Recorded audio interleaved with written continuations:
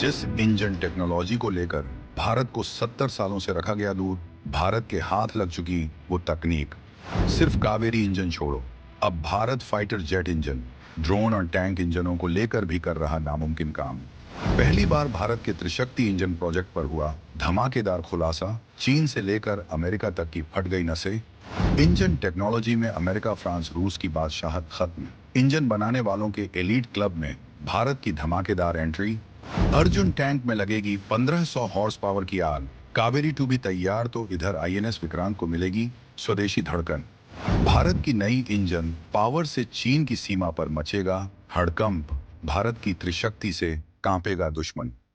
भारत अब उस दौर में प्रवेश कर चुका है जहां वह सिर्फ टैंक, फाइटर जेट या युद्धपोत का शरीर नहीं बनाता, बल्कि उनकी धड़कन, उनकी आत्मा यानी इंजन भी खुद बना रहा है। और यही है भारत की त्रिशक्ति रणनीति। ये वो ब्रह्मास्त्र है जिसे भारत ने दुनिया की नजरों से छिपाकर सालों तक तैयार किया है।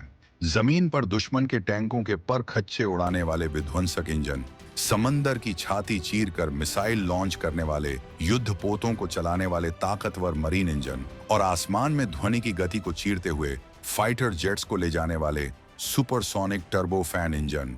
अब यह सब कुछ भारत की अपनी धरती पर बनेगा।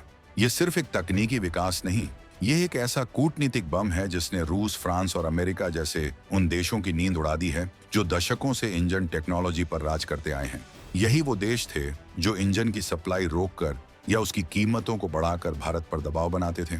लेकिन अब खेल बदल चुका है। भारत ने इंजन कूटनीति के इस खेल में अपना सबसे बड़ा स्वदेशी हथियार उतार दिया है। हम आपको बताएंगे इस त्रिशक्ति प्रोग्राम की पूरी कहानी, जिसने पाकिस्तान को बर्बादी की कगार पर ला खड़ा किया है और चीन की हर चाल को फेल करने का दम भर दिया है। तो बने रहिएगा इस वीडियो पर, और इस संबंध में आपके जो भी विचार हों कमेंट में लिखकर जरूर बताइएगा। अब जो हम आपको बताने जा रहे हैं वो भारत की उस छुपी हुई दुखती रग की कहानी है जिसे हमारे दुश्मनों और दोस्तों दोनों ने दशकों तक दबाया है। ये कहानी है इंजन ब्लैकमेलिंग की। सोचिए, आपके पास दुनिया का सबसे आधुनिक फाइटर जेट है, लेकिन उसका इंजन बनाने वाली कंपनी कहती है कि हम आपको स्पेयर पार्ट्स नहीं देंगे। आपके पास सबसे ताकतवर टैंक है, लेकिन उसका इंजन बनाने वाला देश कहता है कि अगर आपने हमारी बात नहीं मानी तो हम इंजन की सप्लाई बंद कर देंगे। नतीजा, आपकी करोड़ों अरबों की सेना, आपके फाइटर जेट, आपके टैंक, सब के सब महज लोहे के डिब्बे बनकर रह जाएंगे। जंग शुरू होने से पहले ही आप हार जाएंगे। यही वो खतरनाक खेल है जो अमेरिका, रूस और फ्रांस जैसे देश पिछले 50 सालों से भारत के साथ खेलते आए हैं। जब भी भारत को अपने फाइटर जेट्स के लिए, अपने टैंकों के लिए या अपने जंगी जहाजों के लिए इंजन की जरूरत पड़ी, तो इन देशों ने हमेशा अपनी शर्तें थोपी। कभी कीमत आसमान पर पहुंचा दी, तो कभी टेक्नोलॉजी ट्रांसफर करने से साफ इनकार कर दिया। वे जानते थे कि इंजन ही किसी भी सेना की असली ताकत है। इंजन के बिना राफेल भी उड़ नहीं सकता और T-90 टैंक भी आगे नहीं बढ़ सकता। यही वो मजबूरी थी जिसका फायदा उठाकर ये देश भारत की विदेश नीति और रक्षा सौदों पर परोक्ष रूप से नियंत्रण रखते थे। लेकिन अब इस इंजन ब्लैकमेलिंग के युग का अंत हो चुका है। भारत ने फैसला कर लिया है कि अब वो किसी के रहमोकरम पर नहीं जिएगा। अब भारत अपनी किस्मत खुद लिखेगा, और इसी फैसले से जन्म हुआ है भारत की त्रिशक्ति रणनीति का। एक ऐसी महायोजना जिसके तहत भारत अब जमीन, आसमान और समंदर तीनों के लिए अपने स्वदेशी इंजन बना रहा है। ये भारत की दूसरी आजादी की घोषणा है, एक ऐसी आजादी जो हमें विदेशी निर्भरता की जंजीरों से मुक्त करेगी। ये वो कूटनीतिक चाल है जो पाकिस्तान और चीन के लिए किसी बुरे सपने से कम नहीं, क्योंकि अब भारत को रोकने वाला कोई नहीं है। त्रिशक्ति की पहली और सबसे जमीनी ताकत है थल शक्ति, यानी वो पावर जो जमीन पर लड़ी जाने वाली जंग का नतीजा तय करती है। और इस जंग का बादशाह होता है टैंक। भारत ने अपनी थल सेना को वो अजेय ताकत देने के लिए एक बहुआयामी रणनीति अपनाई है जो दुश्मन के होश उड़ा देगी। इस रणनीति का पहला कदम है अपने पुराने योद्धाओं को नई और विध्वंसक शक्ति देना। भारतीय सेना का मुख्य युद्धक टैंक है T-72। ये टैंक दशकों से हमारी सेना की रीढ़ रहा है, लेकिन चीन के साथ लगती लद्दाख जैसी ऊंची और बर्फीली पहाड़ियों पर इसका 780 हॉर्स पावर का इंजन हांफने लगता था। दुश्मन के आधुनिक टैंकों के सामने ये कमजोर पड़ने लगा था। भारत ने इस कमजोरी को ताकत में बदलने का फैसला किया।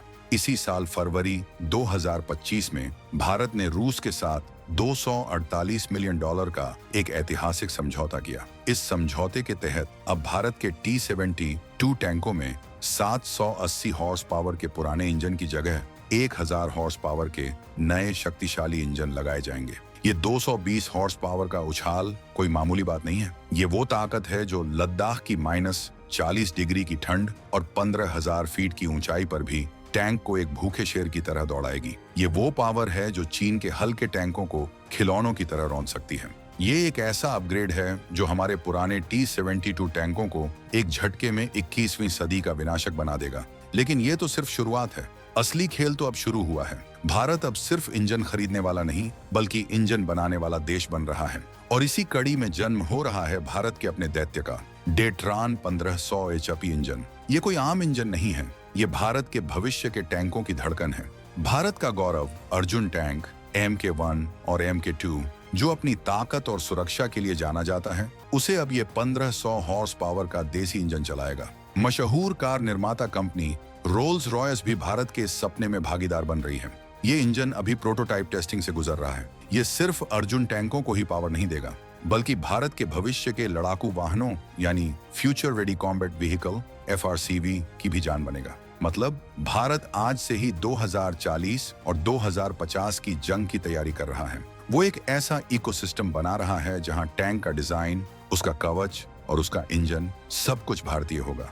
ये है असली आत्मनिर्भरता। ये है वो ताकत जो दुश्मन की सीमा पर गरज कर कहेगी कि ये नया हिंदुस्तान है। ये घर में घुसकर जवाब देना जानता है।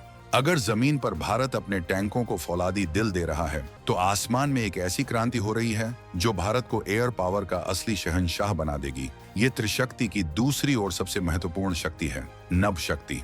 दशकों तक भारत अपने फाइटर जेट्स के इंजनों के लिए तरसता रहा। कभी अमेरिका ने मना किया, कभी रूस ने नखरे दिखाए। हमारा अपना बनाया हुआ तेजस फाइटर जेट सालों तक सिर्फ इसलिए अपनी पूरी क्षमता नहीं दिखा पाया क्योंकि उसे एक ताकतवर देसी इंजन नहीं मिल सका। लेकिन अब अपमान का वो दौर खत्म हो चुका है।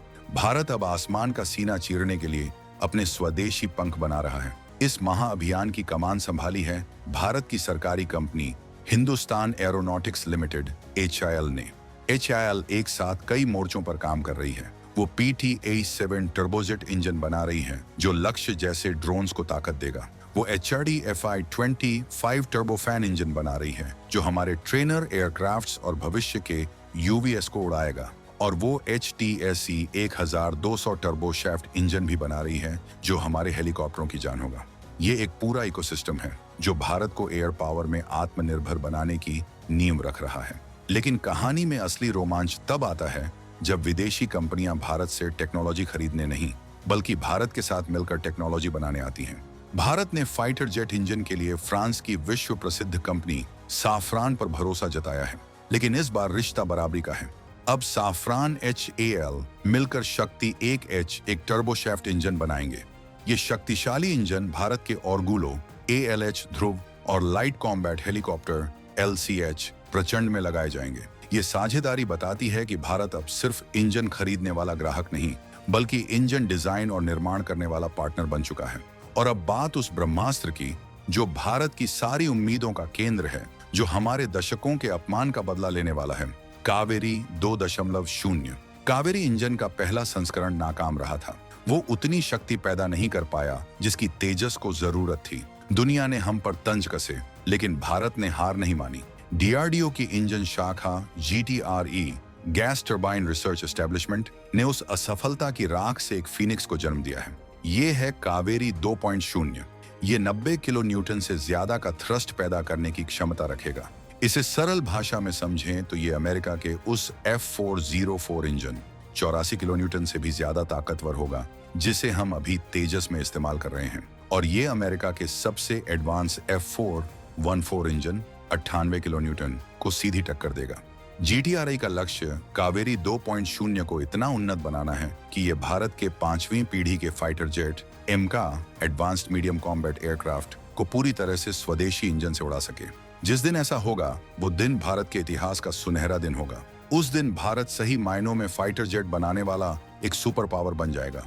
उस दिन हमें किसी देश के सामने इंजन के लिए हाथ नहीं फैलाने पड़ेंगे। उस दिन आसमान में सिर्फ हमारा राज होगा। जमीन और आसमान पर अपनी पकड़ मजबूत करने के बाद अब बारी है उस तीसरे मोर्चे की जो भारत की सुरक्षा और व्यापार के लिए सबसे अहम है, समंदर। त्रिशक्ति की तीसरी और अंतिम शक्ति है जल शक्ति। भारत 3 तरफ से समंदर से घिरा है। हमारी हजारों किलोमीटर लंबी समुद्री सीमा की सुरक्षा और हमारे समुद्री व्यापार की रक्षा के लिए एक ताकतवर नौसेना का होना अनिवार्य है। और एक ताकतवर नौसेना की पहचान होते हैं उसके युद्धपोत। लेकिन इन विशालकाय युद्धपोतों को, इन एयरक्राफ्ट कैरियर्स को, इन विध्वंसकों को चलाता कौन है? उन्हें चलाते हैं विशालकाय मरीन इंजन। सालों तक भारत इस क्षेत्र में भी विदेशी निर्भरता का शिकार रहा, लेकिन अब यहाँ भी स्वदेशीकरण का शंखनाद हो चुका है। भारत ने एक अनोखा मॉडल अपनाया है। यहाँ जिम्मेदारी सिर्फ सरकारी कंपनियों को नहीं, बल्कि देश की प्राइवेट कंपनियों को भी दी गई है। अशोक लेलैंड, किर्लोस्कर, नारायण मरीन टेक और सिम्पसन जैसी भारतीय कंपनियां अब मरीन इंजन बनाने के इस महाअभियान में जुट गई हैं। ये कंपनियां न सिर्फ इंजन बना रही हैं, बल्कि जहाजों की मरम्मत, रखरखाव और ओवरहॉलिंग का काम भी कर रही हैं। ये एक संपूर्ण समुद्री इकोसिस्टम का निर्माण है। इसके अलावा भारत ने दक्षिण कोरिया की कंपनी STX इंजन के साथ भी सहयोग किया है। लेकिन अब ये सहयोग धीरे धीरे स्वदेशीकरण में बदल रहा है। भारत अब टेक्नोलॉजी सीखकर उसे खुद बना रहा है। भारतीय नौसेना के सबसे आधुनिक युद्धपोत, चाहे वो विध्वंसक, डिस्ट्रॉयर्स हों, फ्रिगेट हों या मिसाइल दागने वाली नौकाएं, मिसाइल कैरियर्स हों, ये सब गैस टरबाइन और डीजल इंजनों के एक हाइब्रिड कॉम्बिनेशन से चलते हैं। और अब भारत का लक्ष्य इन सभी इंजनों को धीरे धीरे स्वदेशी इंजनों से बदलना है। इस जल शक्ति का सबसे बड़ा प्रतीक है भारत का गौरव INS विक्रांत, भारत का पहला स्वदेशी विमानवाहक पोत। INS विक्रांत जैसे विशाल जहाज को चलाने के लिए जबरदस्त पावर की जरूरत होती है। अभी ये जिन गैस टरबाइनों से चलता है, भविष्य में उन्हें स्वदेशी इंजनों से बदलने का लक्ष्य रखा गया है। जिस दिन INS विक्रांत की धड़कन पूरी तरह से भारतीय होगी, उस दिन हिंद महासागर में भारत को चुनौती देने की हिम्मत कोई नहीं कर पाएगा। त्रिशक्ति का ये त्रिआयामी हमला, जमीन पर डाटरान 1500 हॉर्स पावर, आसमान में कावेरी 2 और समंदर में स्वदेशी मरीन इंजन, भारत को एक ऐसी अभेद्य किले में बदल देगा जिसे भेदने का सपना भी दुश्मन के लिए मौत को दावत देने जैसा होगा। अब न फ्रांस इंजन देने में आनाकानी कर पाएगा, न अमेरिका की मंजूरी की जरूरत होगी और न ही रूस की कीमतों की मार झेलनी पड़ेगी। भारत ने इंजन आपूर्ति ब्लैकमेलिंग के हथियार को ही अपने स्वदेशी हथियार से काट दिया है। और यही वो कूटनीति है जो पाकिस्तान और चीन के लिए सबसे बड़ी रणनीतिक हार साबित होगी। भारत अब रुकने वाला नहीं है। आपका इस त्रिशक्ति रणनीति के बारे में क्या सोचना है? क्या भारत इंजन टेक्नोलॉजी में दुनिया का लीडर बन सकता है? अपनी राय कमेंट्स में जरूर बताएं।